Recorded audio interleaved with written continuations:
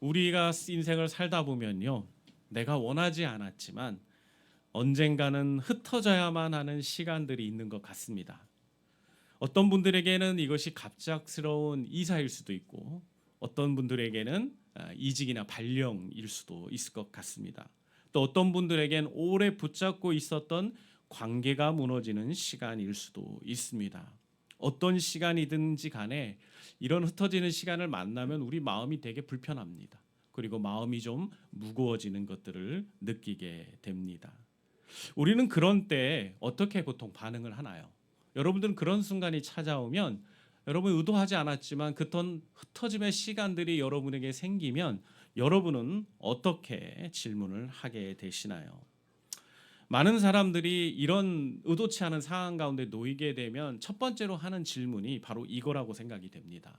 하나님, 왜 하필 이런 일을 일어나게 하셨습니까? 왜 제 삶에 이런 원치 않는 흔들림이 허용되는 것입니까? 지금 제가 이 자리에 있는 것이 대체 무슨 의미가 있는 걸까요? 하나님, 지금도 정말 절 위해 일하고 계시는 걸까요? 오늘 본문은요, 참 놀랍게도 바로 이런 자리에서 시작을 하고 있습니다. 이런 흩어짐의 자리에서 시작을 합니다.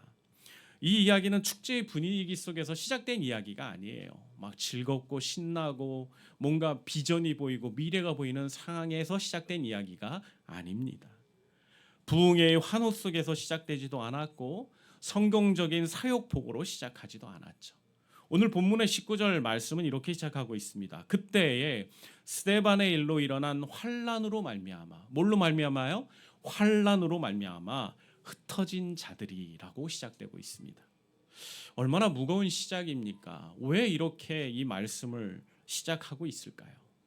실제로 그들에게 환란이 있었기 때문이죠. 상처도 있었고 그들에게 두려움도 있었습니다. 그리고 너무나도 안타깝지만 사람들이 다 흩어지는 아픔을 겪고 있었습니다. 그런데 성경은 오늘 우리에게 아주 중요한 사실 하나를 오늘 이 이야기를 통해서 보여주고 있습니다. 무엇일까요? 하나님의 역사는 언제나 평온한 자리에서 일어나는 것이 아니라는 사실입니다. 오히려 하나님은요, 때때로 흩어짐의 자리에서, 우리의 계획이 무너지는 자리에서, 우리가 끝이라고 생각하는 자리에서 새로운 하나님의 일을 시작하기도 하십니다. 오늘 말씀을 통해서 하나님께서 우리에게 들려주시고자 하는 음성은 바로 이것입니다. 하나님은 환란 속에 흩어진 자기 백성들을 통해서 복음을 확장하시고 그리스도의 공동체를 세우신다. 다시 한번 이야기해 드릴게요. 하나님은요, 환난 속에 흩어진 자기 백성들을 통해서요, 복음을 확장하시고 그리스도의 공동체를 세워 가신다는 겁니다. 그러므로 오늘 우리는 이 말씀 앞에서 세 가지의 중요한 원리들을 보게 될 겁니다. 먼저는요, 하나님은 흩어짐 속에서도 복음을 전진하게 하신다는 거예요.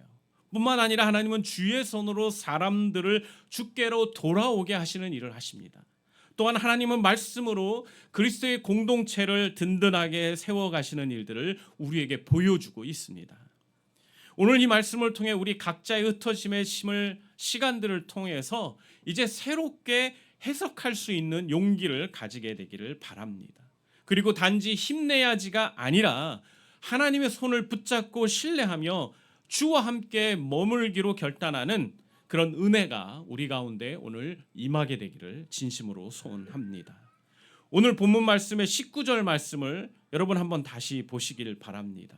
그때 뭐라고 되어 있었습니까? 그때 스데반의 일로 일어난 환란으로 말미암아라는 매우 비극적인 이야기가 우리에게 들려지고 있습니다.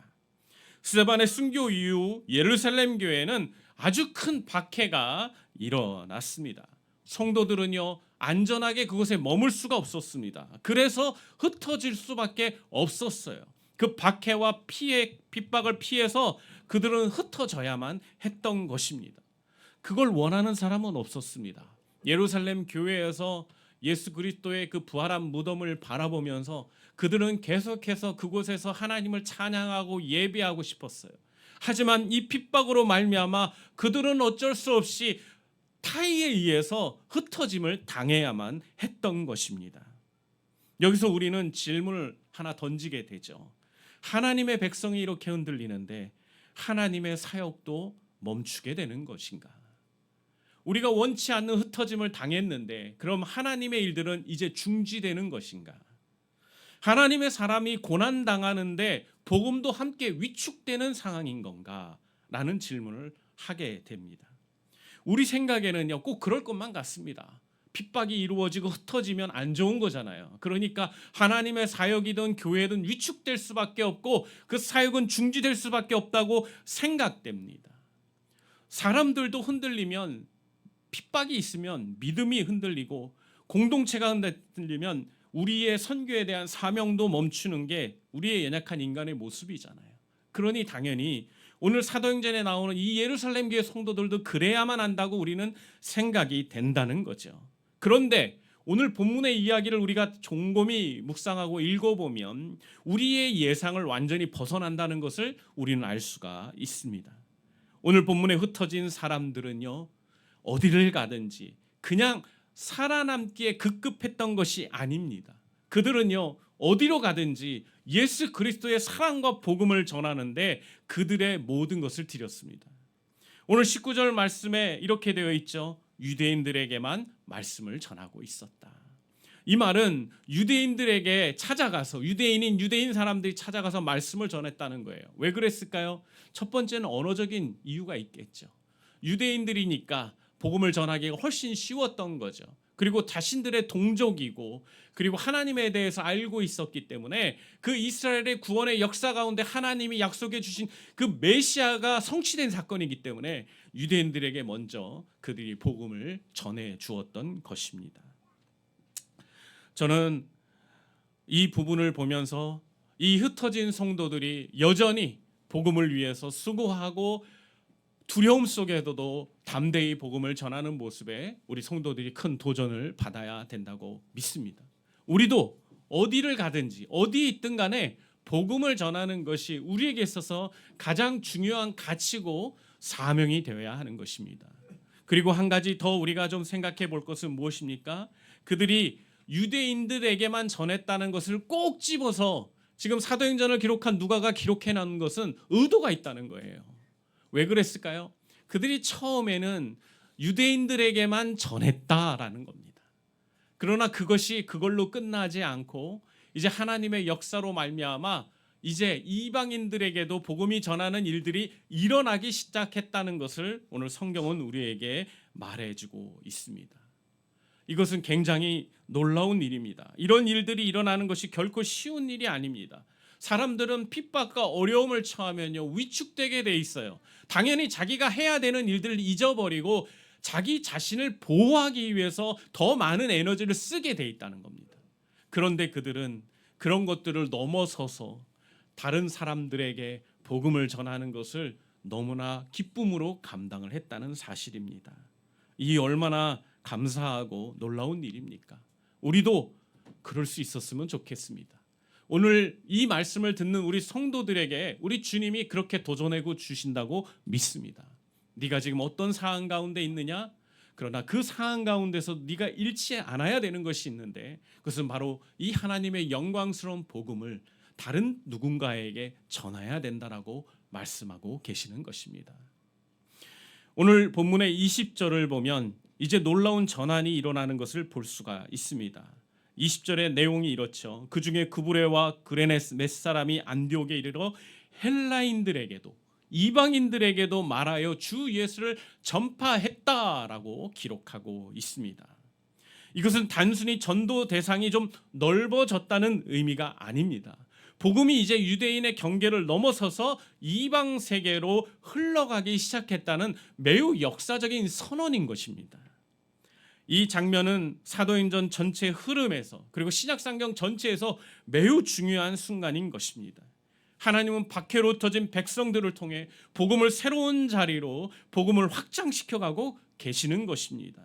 사람들이 보기에는 실패하는 것 같고 상실하는 것 같고 흩어짐 속에 있었지만 하나님은 그 흩어짐 속에서도 새로운 길을, 그분의 놀라운 복음의 확장된 길을 열어가고 계시는 것입니다. 사랑하는 성도 여러분, 이것이 우리에게 얼마나 큰 위로가 되는 것입니까? 우리 인생에도 뜻하지 않은 흩어짐이 있지만 그 흩어짐 속에 하나님이 놀라운 역사와 당신의 길을 새롭게 만들어 가신다는 위로를 우리에게 말씀하고 계시는 것입니다. 여러분들에게 원치 않았던 순간들, 어려움들 분명히 있었을 겁니다. 그 모든 것들이 여러분에게 아직도 트라우마라만 간직하고 있나요? 아닙니다. 그럴 필요가 없습니다. 하나님이 그 길을 통해서 이제 새로운 길을 여실 겁니다. 여러분이 예상한 것보다 훨씬 더 크고 놀라운 일들을 준비하고 여러분의 가정 가운데, 여러분의 삶 가운데 만들어 주실 겁니다. 그것을 믿으십시오. 그걸 기대하십시오. 이게 진짜 믿음입니다.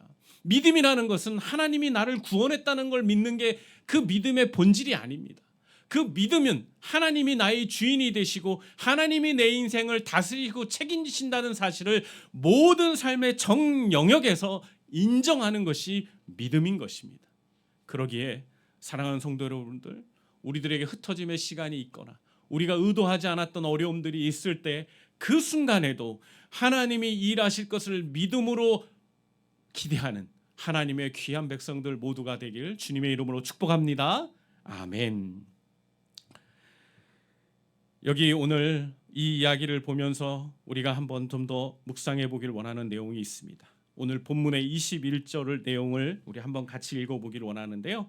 오늘 본문의 21절의 내용이 이렇게 되어 있습니다. 주의 손이 그들과 함께 하심에 수많은 사람들이 믿고 주께 돌아오더라. 여러분 얼마나 감사합니까? 얼마나 기쁩니까? 그 핍박 속에서 흩어진 성도들이 복음을 전했는데 그 열매로 말미암아 수많은 사람들이 지금 믿고 주께 돌아오고 있다고 합니다. 그것도 어디서요? 예루살렘이 아닙니다. 저 안디옥이라고 하는 저 이방인 땅에서 지금 이런 놀라운 역사가 일어나고 있는 거예요. 얼마나 놀라운 얘기 아닙니까? 누가는요, 이 사도행전을 기록한 누가는 여기서 복음의 열매가 어디서 오는지를 분명하게 우리에게 보여주고 있습니다. 수많은 사람들이 믿고 주께 돌아왔습니다. 그런데 누가는 그 원인을 사람의 실력에서 말하지 않습니다. 전도 전략에서 찾지도 않습니다. 어떤 응집된 조직력에서 말하지도 않습니다. 그럼 그 이유를 뭐라고 얘기합니까? 주의 손이 그들과 함께 있었기 때문이라고 언급하고 있습니다. 이게 키포인트입니다. 이게 우리가 붙들어야 되는 거예요. 우리의 조직력, 우리의 지혜, 우리의 권세, 그게 아닙니다. 우리의 어떤 인맥, 이게 아니에요. 우리 그리스도인에게 있어서의 가장 든든한 백그라운드, 가장 든든한 힘은 무엇입니까? 바로 주의 손이 우리와 함께 하느냐인 것입니다. 주의 손이 우리와 함께 하시는 것, 그것이 바로 우리에게 가장 큰 능력이 되는 줄 믿습니다. 사람을 변화시키는 진짜 능력은 사람에게 있지 않습니다. 마음을 여는 것은 인간의 설득력이나 기술이 아닙니다. 죽은 영혼을 깨우는 것은 어떤 영적인 분위기가 아닙니다. 사람을 주께로 돌아오게 하는 분은 오직 하나님이십니다. 믿으십니까? 오직 하나님만이 그 일을 하실 수 있습니다. 주의 손이 함께 하실 때 그때 사람들이 믿고 주께 돌아오는 것입니다. 그러니 우리는 무엇을 하나님께 기도해야겠습니까? 하나님 우리에게 더 큰 예배당을 주십시오라고 기도해야 될까요? 아닙니다. 우리가 기도해야 될 건요, 하나님의 손이 우리 교회 공동체와 떠나지 않게 해주십시오. 하나님의 손이 늘 우리 가운데 풍성히 임재하게 해주십시오. 하나님 우리 가정 가운데 하나님의 손이 떠나지 않게 하시고 늘 가득하게 하여 주시고 늘 함께 해달라고 기도해야 되는 줄 믿습니다. 우리는 이 이야기를 보면서 많은 교훈들을 받을 수 있습니다. 그 중에 하나는 위로입니다. 먼저는 겸손에 대한 얘기도 하고 싶습니다. 우리는 누군가를 바꾸는 주체가 아니라는 것을 여러분 언급을 해드렸죠. 누군가를 설득해서 믿게 만드는 주인공이 아닙니다. 우리는 주의 손을 대신할 수 없는 존재들입니다. 그러므로 복음의 사역은 자랑할 일도 아닙니다. 동시에 그것은 큰 위로가 됩니다. 결국 열매는 나에게 달려 있지 않기 때문이죠. 하나님께 달려 있습니다. 내가 다 하지 못해도 괜찮습니다. 내가 완벽하지 않아도 괜찮습니다. 중요한 것은 내가 대단한 사람이 되는 것이 아니라 주의 손이 함께 하시는 사람이 되는 것이 제일 중요한 것입니다. 21절을 보면 수많은 사람들이 믿고 주께 돌아왔다라고 말합니다. 여기서 중요한 것은 수많은 사람들이라는 그 숫자가 아니라는 건 여러분 잘 아실 것입니다. 성경은 그들이 주께 돌아왔다라고 말하고 있어요. 이것이 중요한 것입니다. 참된 회심은요, 단지 교회의 자리를 채우는 것이 아닙니다. 종교 활동을 조금 시작하는 것이 아닙니다. 참된 변화는요, 우리 인생의 방향이 바뀌는 것입니다. 지금까지 세상을 향해 화려한 조명에 속아서 달려가던 내 인생이 완전한 유턴을 경험하는 것이 참된 변화인 것입니다. 삶의 중심이 바뀌고 세상을 바라보는 내 스펙트럼이 바뀌고 내 안경이 렌즈가 바뀌는 것이 참된 변화인 것입니다. 자기 중심으로 돌던 인생이 이제는 주님께로 돌아가는 것이 정말 진정한 우리 그리스도인의 변화라고 할 수 있는 것입니다. 그러니 본문은 단순히 사람만이 모였다는 이야기를 하는 것이 아닙니다. 많은 사람들이 오해를 해요. 왜 누가가 이런 이야기를 써놨을까? 봐라, 그 핍박는 성도들이 나가서 얼마나 많은 열매를 얻었느냐, 이걸 증거하려고 한다고 생각을 합니다. 근데 그 핵심이 뭐라고요? 그 많은 숫자에 있지 않다는 거예요. 주의 손이 함께 있었다는 게 더 누가가 우리에게 교훈하고 알려주고 싶은 이야기였다는 것입니다.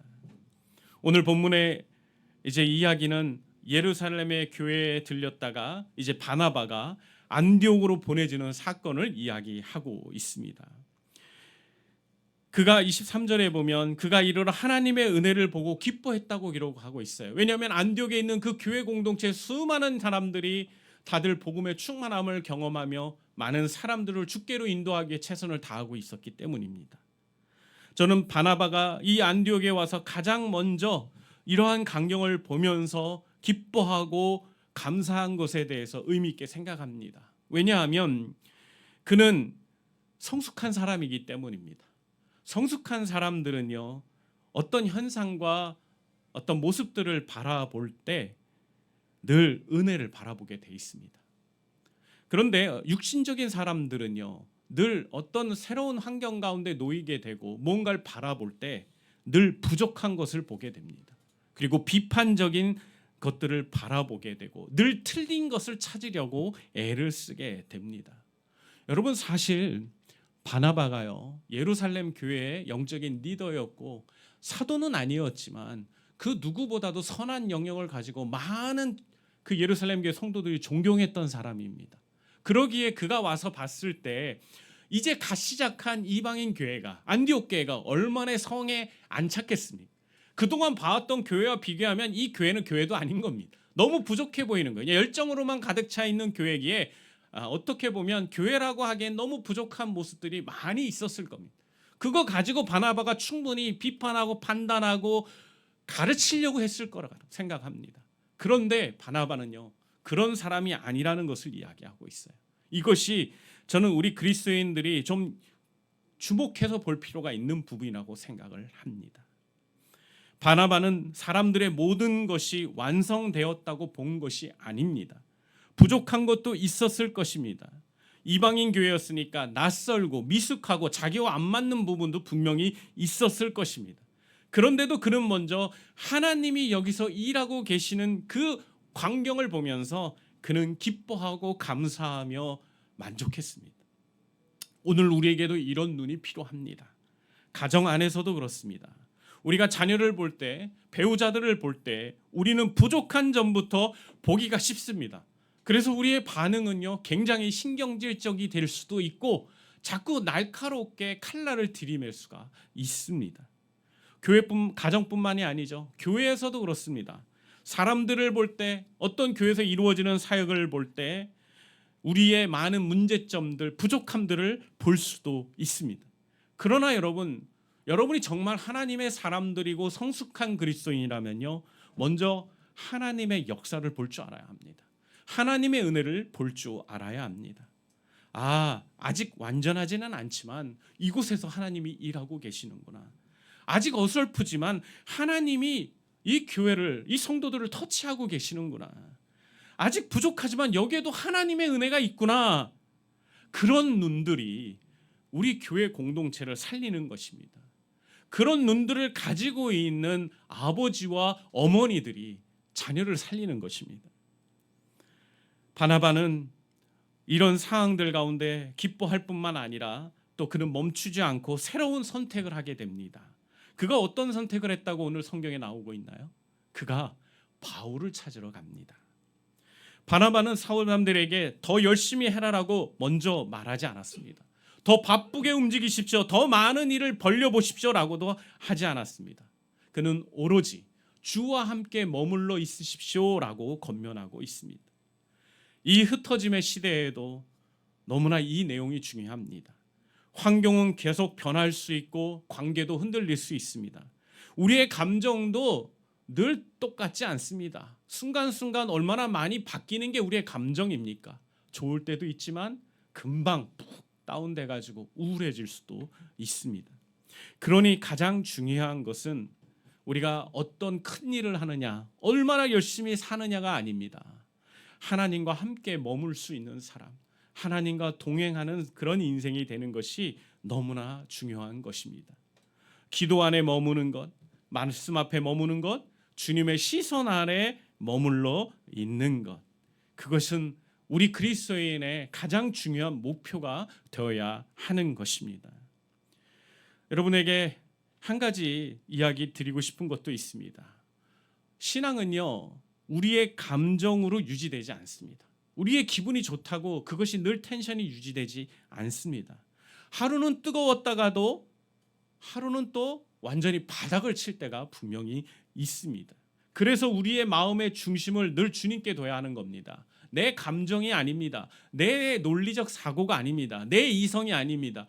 우리 마음의 큰 중심을 오로지 주님께만 둬야 우리의 신앙이 그렇게 너무 요동치 않을 수가 있는 것입니다.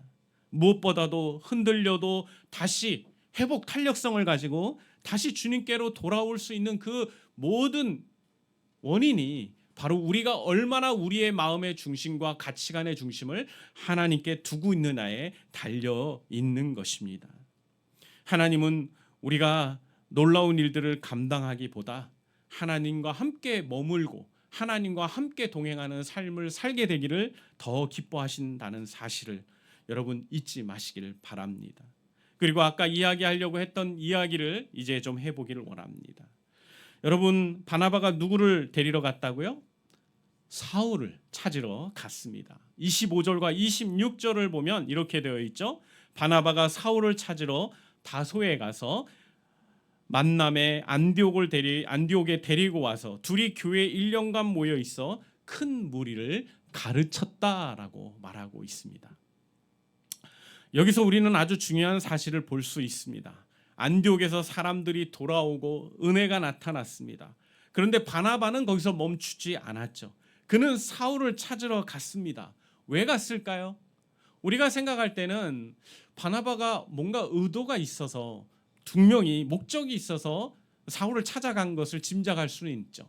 근데 그가 왜 찾아갔는지는 우리가 짐작하기가 좀 어렵습니다. 하지만 우리가 함께 바나바가 사울과 함께 있기 시작하면서부터 그 이방인 안디옥 교회에 이루어진 사건을 보면 이런 이유 때문에 바나바가 사울을 찾으러 갔구나라는 것을 알 수가 있습니다. 그러면 무슨 이유 때문이겠습니까?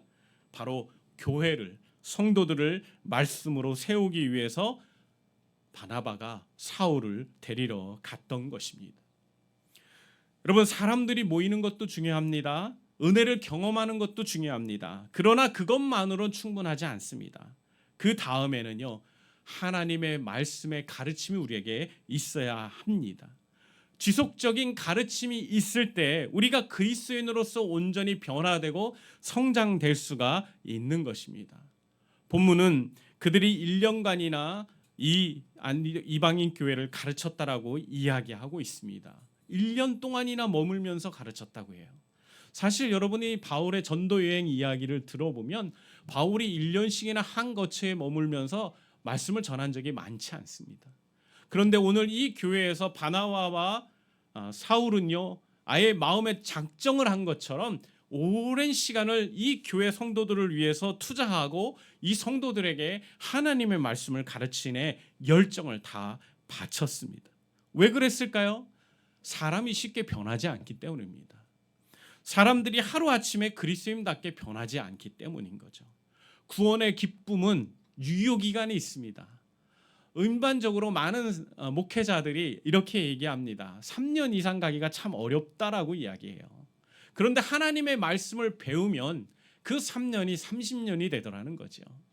여러분, 우리가 예수 그리스도를 만나서 그분이 얼마나 좋은 분인지 알게 된 다음부터 우리에게는 갈망이 생겨납니다. 어떤 갈망이 생기죠? 그분에 대해서 더 알고 싶다는 갈망이 생겨요. 그런데 그분에 대해서 더 알고 싶은데 잘 모르겠어. 알 수가 없어. 그렇게 되면 어떻게 되나요? 점점 그에 대한 마음이 식어지기 시작을 하는 것입니다.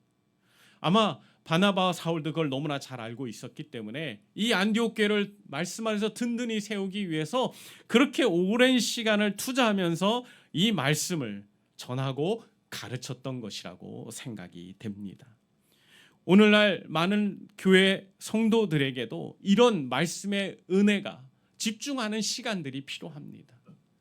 우리 교회가 정말 어려운 가운데 교회가 개척되고 세워져서 그래도 든든하게 이 서울 지역에서 이렇게 유유지가 되는 이유가 뭘까요? 우리 교회가 처음 세워질 때부터 우리 교회가 말씀 훈련을 정말 강조한 교회이기 때문입니다. 우리 교회가 한 번 제자 훈련 코스를 밟으면 최소 5년이라는 시간을 투자를 해야 했습니다. 물론 빨리 이수하는 분들도 계셨죠. 매주 열심히 성경 모임에 참여하면 3년 동안 하면 한 코스를 돌 수가 있었습니다. 그런 시간들을 통해서 훈련 받았기 때문에 그들이 든든한 교회의 기둥이 되고 뿌리가 되어서 이 교회가 지금까지 자라올 수가 있었던 것입니다. 이 얼마나 은혜인지요. 저는 제가 뛰어나서가 아니라 우리가 뭔가 엄청난 좋은 시설 가운데 있었기 때문이 아니라 말씀으로 훈련받은 그들이 있었기 때문에 교회가 굳건하게 세워져 있을 수 있었다고 믿습니다. 그러기에 지금도 동일합니다. 우리의 삶에 그런 말씀의 훈련들이 꼭 필요합니다. 하나님은 우리 교회 성도들을 축복하셔서 정말 말씀에 탁월한 교육자들을 교회 리더로 세워주셨어요. 여러분들은 잘 모르겠지만 우리 성서침례 교회 가운데 이런 분들이 모이는 한 곳에 모여있는 교회가 그렇게 많지 않습니다. 저는 하나님이 왜 그러셨는지를 가끔 질문해 보게 됩니다. 왜 하나님이 이 작은 교회에 이렇게 영적으로 귀한 말씀과 가르침을 줄 수 있는 분들이 왜 있을까요? 왜 하나님이 잠깐 왔다가 사라지게 하실 수도 있는데 그렇게 하지 않고 이 오랜 시간들을 함께 동역하게 하시며 성도들에게 말씀의 꿀을 먹일 수 있는 좋은 초원을 준비하신 이유가 무엇일까요? 라고 질문하게 됩니다. 그럴 때마다 하나님이 제게 주시는 확신은 다른 게 아니에요. 하나님은 여러분들을 향한 기대를 가지고 있다는 거예요. 하나님은 여러분 한 사람 한 사람을 앞으로의 세대 가운데 시대 가운데 믿음의 든든한 이 바나바와 같은 바울 같은 사람으로 세울 계획을 가지고 계시다는 거예요. 여러분뿐만 아니라 여러분의 자녀들도 그런 기대를 가지고 하나님이 이런 사람들을 예비하고 준비하셔서 여러분들을 공급하시고 여러분을 말씀 안에서 훈련시켜주고 계시는 거예요. 그러기에 여러분이 정말 그런 하나님의 일하심과 뜻을 확신할 수 있다면 교육자들이 권면하고 목사님과 사모님들이 여러분들에게 영적인 도전을 할 때 여러분이 순종해야 되는 줄 믿습니다. 그것은 우리들의 영광을 위해서 요구하는 게 아닙니다. 우리가 좀 더 편하게 지내기 위해서 여러분들에게 굴레를 씌우는 게 아닙니다. 여러분을 율법으로 부족하고 여러분 율법으로 굴레를 씌워서 여러분을 갑갑하게 만들려는 게 아니에요. 여러분을 더 영적인 사람들로 믿음의 능력을 가진 이 땅의 진정한 그리스도인으로 빛과 소금으로 세우기 위한 하나님의 계획이 있기 때문에 그러는 거예요. 여러분 이 사실을 믿어주시기를 바랍니다. 하나님의 일하심이 분명하고 선명하게 우리 교회 공동체 가운데 있다는 사실을 여러분 잊지 마시기를 바랍니다. 이제 말씀을 마치기를 원합니다. 사랑하는 성도 여러분, 오늘 말씀은 참 놀라운 흐름을 우리에게 보여주고 있었어요. 환난이 있었습니다. 흩어짐도 있었습니다. 그리고 성도들은 두려워했습니다. 낯선 자리로 밀려난 사람들도 있었습니다. 그런데 하나님은 거기서 당신의 사역을 멈추지 않으셨습니다. 흩어진 자들을 통해 계속해서 복음을 전진하게 하셨습니다. 주의 손으로 사람들을 돌아오게 하셨고 하나님의 은혜를 목도하게 하셨습니다. 그리고 말씀으로 공동체를 세워서 마침내 그리들을 그리스도인이라 부르게 하셨습니다. 이것이 복음의 능력이고 복음의 길입니다. 복음은 흩어짐 속에서도 멈추지 않습니다. 복음은 약한 사람들을 통해서도 충분히 역사할 수 있습니다. 복음은 사람을 주께로 돌이키고 공동체를 세우고 정체성을 바꿀 수 있습니다. 그러므로 오늘 우리는 이 말씀 앞에서 결단하며 나아가야 합니다. 혹시 지금 여러분의 삶이 조금 흩어져 있습니까? 여러 가지 좋지 않은 일 때문에 여러분의 신앙과 믿음이 흔들리고 있습니까? 계획과 다르게 흘러가는 현실 때문에 여러분의 마음이 요동치고 혹시 낙심되고 계십니까? 내가 원하지 않는 자리에서 낯설고 외롭고 불편한 가운데 계십니까? 기억하십시오. 하나님은 그 자리에서도 여러분과 함께 하십니다. 하나님은 그 어렵고 불편한 자리에도 여러분 옆에 서서 여러분을 향해 손을 내밀고 계십니다. 그 손을 붙잡으셔야 합니다. 그 손을 꽉 붙잡아야 합니다. 그래야 여러분이 요동치 않습니다. 그래야 여러분들이 그 속에서도 하나님의 역사와 은혜를 경험할 수가 있습니다. 조급해하지 마십시오. 뭔가 내 능력으로 내가 가지고 있는 것으로 내 상황을 통제하려고 하는 마음도 내려놓으십시오. 우리 그리스도인이 가장 먼저 해야 되는 것은 하나님의 손을 붙드는 겁니다. 주의 손을 붙들고 지금 이 상황 가운데서 벌떡 일어나서 하나님이 내 앞에 펼쳐주는 그 길을 믿음으로 주님 손 붙들고 걸어가야 하는 것입니다. 하나님은 우리를 그냥 두지 않으십니다. 말씀으로 빚어 그리스도인으로 세워가고 계십니다. 그러니 예배의 자리만 머물지 말고 말씀 안으로 들어가시길 바랍니다. 공동체 안으로 더 깊이 들어오시길 바랍니다. 배우고 순종하고 점검받고 여러분 믿음으로 자라가야 합니다. 정체되는 것은 썩을 수밖에 없습니다. 생명이 넘치는 물도 흘러가면 절대 썩지 않아요. 하지만 한 곳에 모이기 시작하면 100% 물은 썩기 시작을 합니다. 여러분이 아무리 구원받았고 여러분이 아무리 복음의 능력을 알고 있다고 하더라도 여러분이 성장하지 못하고 그 자리에 안주하기 시작하면 여러분은 영적으로 병들어가게 되어 있습니다. 그러니 하나님 앞에서 계속해서 흘러가시길 바랍니다. 여러분을 위해 하나님이 예비하고 계시는 그 길을 향하여서 주님 손 붙들고 담대하게 걸어가는 저와 여러분 되길 진심으로 소망합니다. 하나님은 지금도 흩어짐 속에서 자기 백성을 여전히 사용하고 계십니다. 하나님은 지금도 주의 손으로 사람들을 주께 돌아오게 하고 계십니다. 우리만 그렇게 하는 게 아니에요. 하나님도 분주하게 당신의 사역을 당신이 감당하고 계십니다. 하나님은 지금도 말씀으로 신실한 그리스도인의 공동체를 세워 가십니다. 그러므로 여러분 낙심하지 마십시오. 주와 함께 머무십시오. 그리고 여러분의 삶과 우리의 공동체가 우리 꿈을 심는 교회가 정말 그리스도인이나 불릴 수 있을 만큼의 그리스도를 드러내는 은혜가 넘치는 그런 교회가 될 수 있도록 우리가 함께 노력해 갈 수 있었으면 좋겠습니다. 이 시대 가운데 또 다른 안디옥 교회가 되기를 진심으로 우리 교회가 그렇게 쓰임 받기를 간절히 소망합니다. 기도하겠습니다. 아버지 하나님, 우리를 향한 하나님의 놀라운 계획을 믿습니다. 우리가 여러 가지 환경과 상황들 때문에 요동하고 흔들 수 있지만 우리 하나님은 절대로 그런 상황 가운데 요동치 않으시고 언제나 나를 붙드시고 지켜주시는 분이심을 믿습니다. 그러게 하나님, 우리가 어떤 상황에서도 하나님의 손을 붙들고 하나님이 우리를 위해 예비하고 계시는 그 길을 따라갈 수 있는 용기를 우리 성도들에게 부어 주시옵소서.